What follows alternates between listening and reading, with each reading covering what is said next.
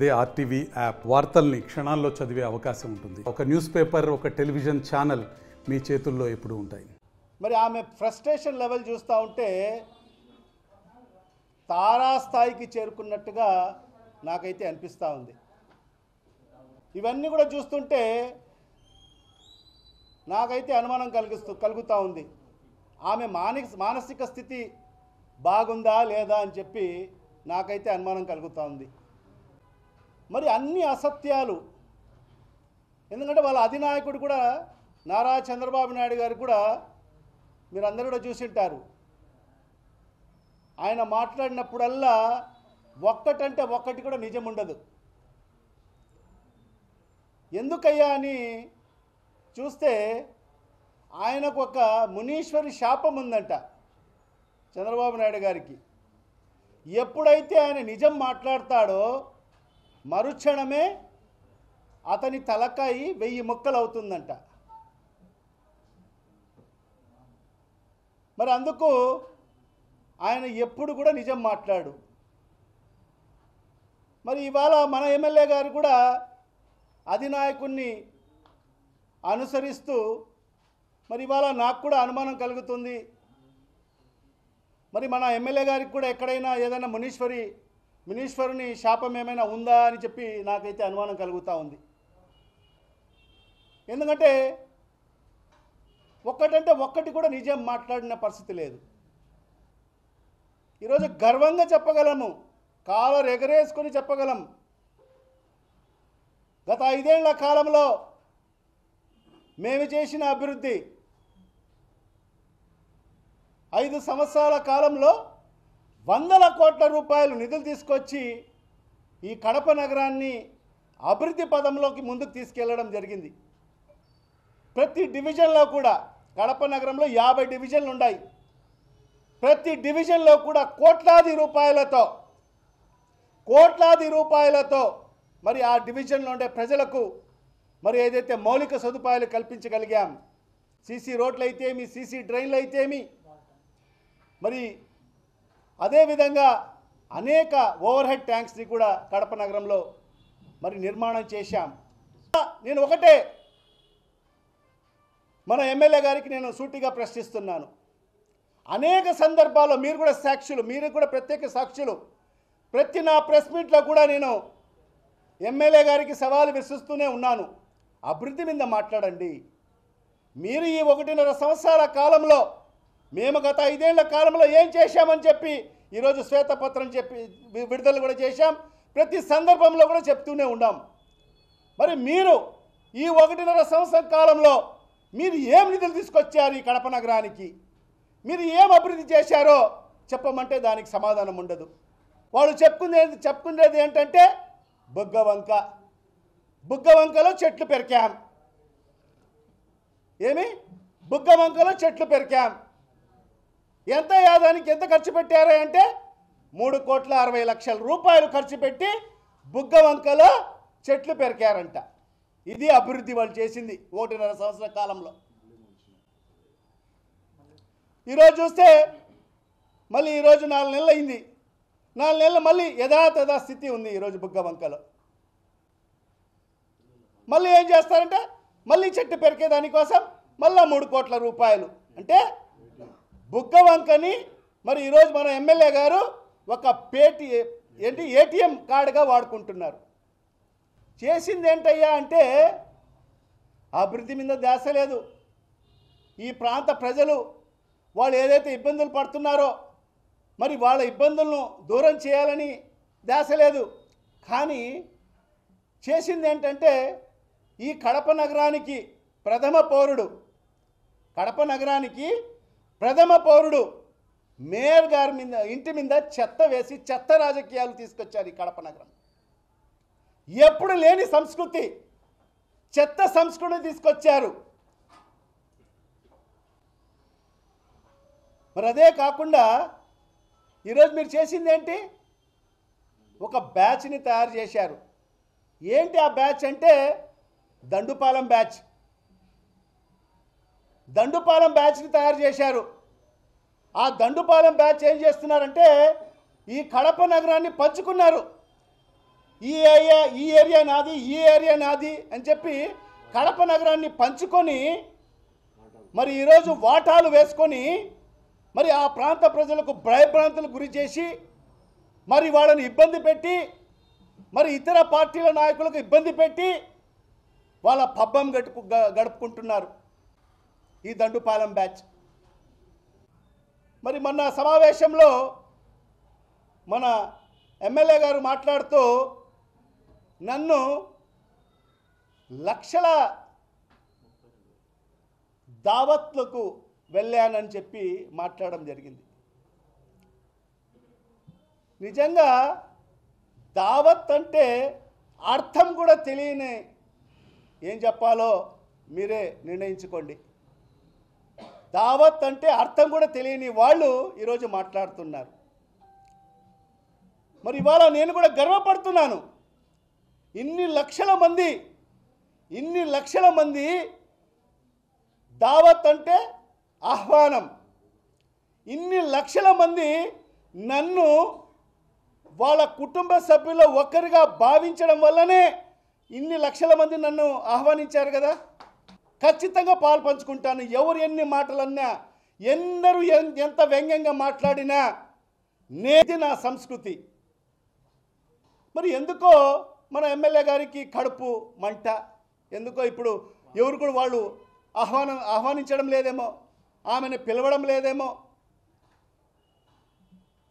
నేను కటింగ్లు చేసుకొని తిరుగుతుంటా అంటే కటింగ్ భాష అని కూడా పేరు పెట్టారు.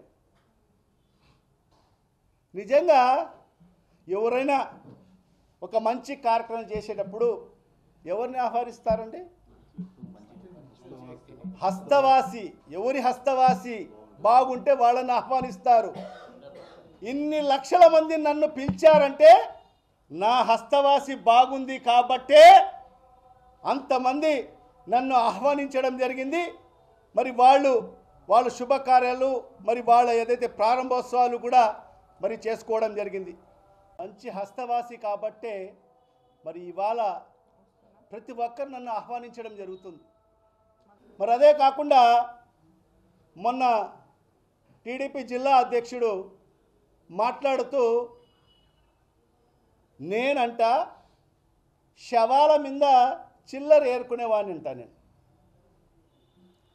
నేనా శవాల మీద చిల్లర ఏరుకునేవాడిని? ఒక్క ఏళ్ళు నాకు చూపిస్తే 4 ఏళ్ళు మేము మీకు చూపిస్తున్నాయి. మీరు భార్య భర్తలు శవాల మీద చిల్లర ఏరుకునేవాళ్ళు మీరు. దండుపాలెం బ్యాచ్ పెట్టి ఈరోజు కడప నగర ప్రజల్ని ఇబ్బంది పెట్టి మీరు ఎవరెవరి కాడ చిల్లర ఏరుకుంటున్నారో తెలియదా మాకు? ఈరోజు డాక్టర్ల కాడ చిల్లర ఏరుకోలేదా? మీరు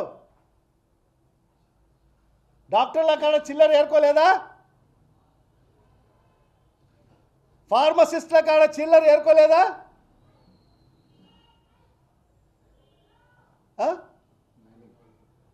మైనింగ్ వాళ్ళ కాడ చిల్లర ఏరుకోలేదా? రియల్ ఎస్టేట్ వ్యాపారుల కాడ చిల్లర ఏరుకోలేదా? మీరు వైన్ షాపుల కాడ చిల్లర ఏరుకోలేదా? బార్ల కాడ చిల్లర ఏరుకోలేదా? చిన్న తోపుడు బళ్ళ కాడ మీ కాడ ఉండే దండుపాలెం బ్యాచ్ చిన్న తోపుడు బళ్ళ కాడ కూడా వదులుకోకుండా చిల్లర ఏరుకునే బ్యాచ్ నీ కాడ ఉంది. నేను నా యొక్క ప్రత్యక్ష రాజకీయాలు 20 ఏళ్ళు 2005లో నేను ప్రత్యక్ష రాజకీయాల్లో వచ్చాను ఒక కార్పొరేటర్గా. 20 ఏళ్ళయింది. నా ప్రత్యక్ష రాజకీయాల్లో నేను నిజాయితీతో రాజకీయం చేశా, నైతిక విలువలతో రాజకీయం చేశా.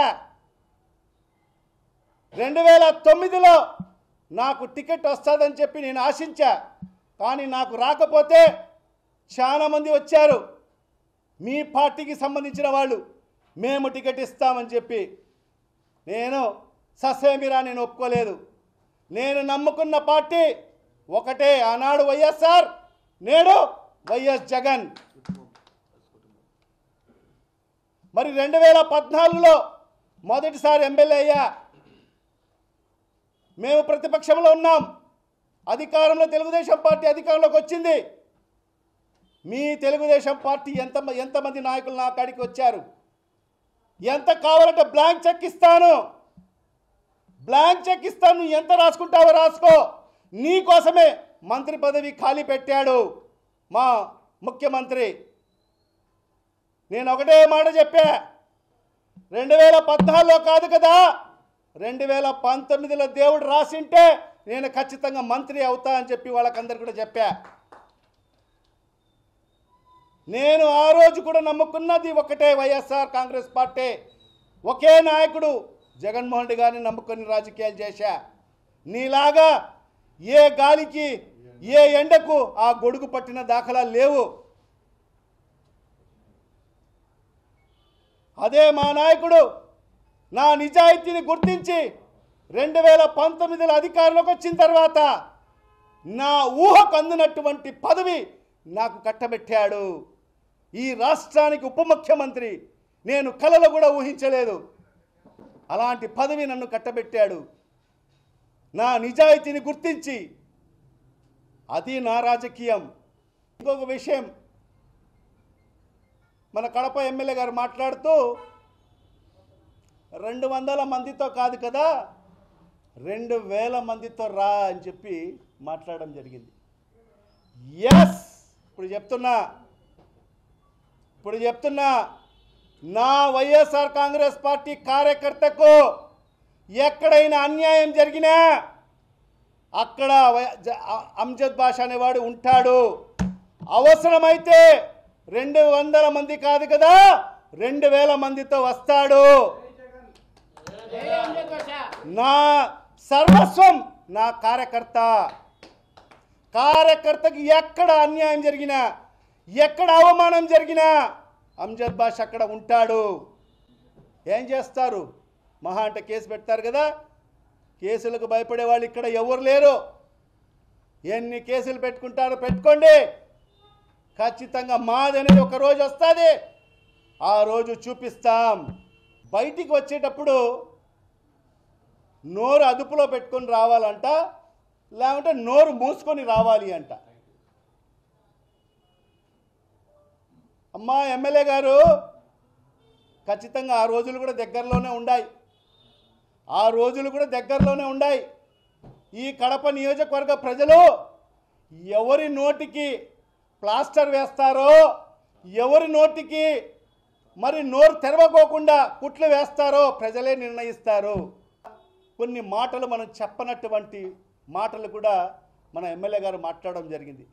సభ్య సమాజం, మరీ ముఖ్యంగా మహిళలు తల దించుకునే విధంగా మరి ఆ మాటలు ఉన్నాయి.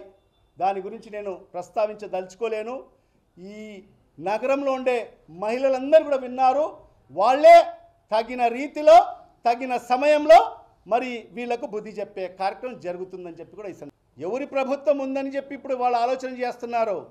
ఈ దండుపాలెం ప్యాచ్ ఏదైతే ఉందో, ఈ దండుపాలెం బ్యాచ్తోనే మరి ఈరోజు గంజాయి విపరీతంగా, గతంలో ఎప్పుడు జరగనటువంటి విధంగా గంజాయి వ్యాపారం ఇప్పుడు జరుగుతోంది. దానికి కారకులు కూడా మరి ఈ దండుపాలెం బ్యాచే. దీని వెనకల ఎవరున్నారనేది ఖచ్చితంగా నేను పోలీస్ డిపార్ట్మెంట్ వాళ్లకు ఖచ్చితంగా విజ్ఞప్తి చేస్తున్నాను. ఖచ్చితంగా దీని వెనకల ఎవరి హస్తం ఉందో ఖచ్చితంగా తేల్చాల్సిన అవసరం ఉంది.